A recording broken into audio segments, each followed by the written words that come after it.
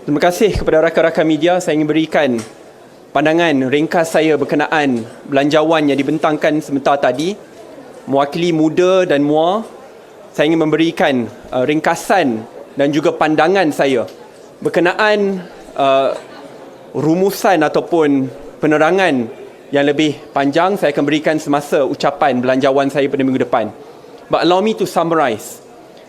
Selepas mendengar ucapan sebentar tadi, saya percaya bahawa belanjawan ini adalah belanjawan yang akhirnya akan terus menekan golongan pertengahan yang merupakan majoriti rakyat Malaysia.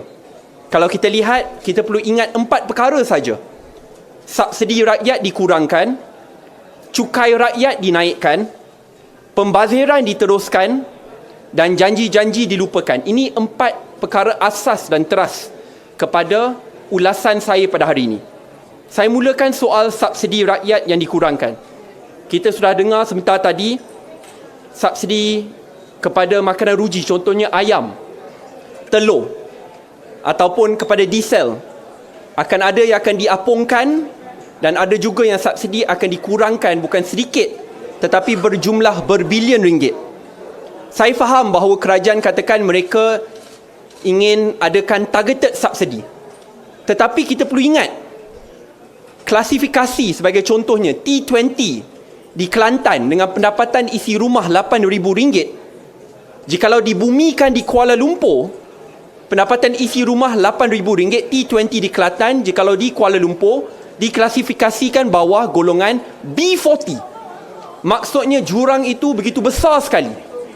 So apabila kita dengar contohnya harga ayam, telur yang akan terus meningkat dan menekan rakyat dengan kenaikan kos hari hidup, diesel dan yang lain, ini jelas menunjukkan pada tahun depan kos hari hidup rakyat akan terus meningkat, khususnya bagi golongan M40. Saya dah terangkan soal subsidi rakyat dikurangkan. Kedua, cukai rakyat dinaikkan.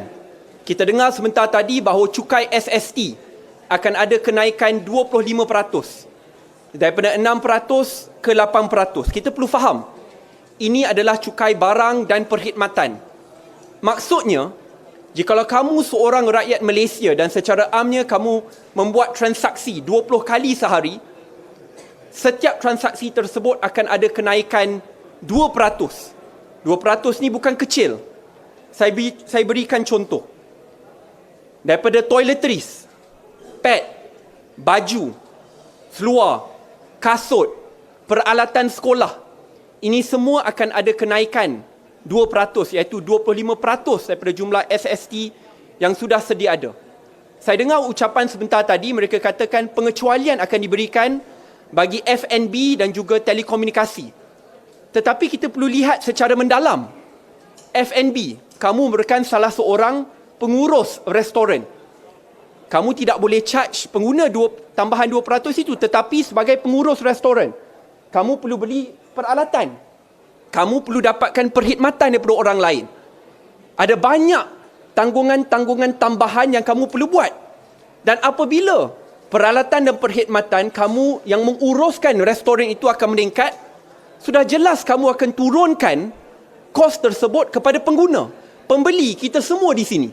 Dengan itu sudah jelas, walaupun pengecualian itu diberikan, tetapi realitinya rangkaian barangan dan perkhidmatan itu tetap akan ada kenaikan, dan kenaikan yang dirasai oleh pengurus F&B ini akan diturunkan kepada pengguna dan pembeli, iaitu kebanyakannya adalah golongan M40.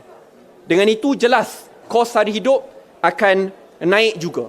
Sebab itu dalam bab ini, rakyat akan tanya, adakah kenaikan SST daripada 6 ke 8% ini adalah GST bertopengkan SST? Mengapa saya katakan ini GST bertopengkan SST? Kerana kerajaan sebelum ni bermati-matian tak nak GST, katakan ada defisit dalam 8 to 9 billion. Di mana ada, if you implement SST, you won't get as much money as GST. So kerana mereka tak nak kenakan cukai GST, mereka naikkan cukai SST. Yang boleh dijadikan topeng lah kepada GST, kerana akhirnya sudah jelas. Maybe the 8 to 9 billion deficit of income which they lost before boleh dapat dengan kenaikan 2% ini. So itu apa yang rakyat akan tanyakan dan akan saya bangkitkan untuk perkara ini dibahaskan.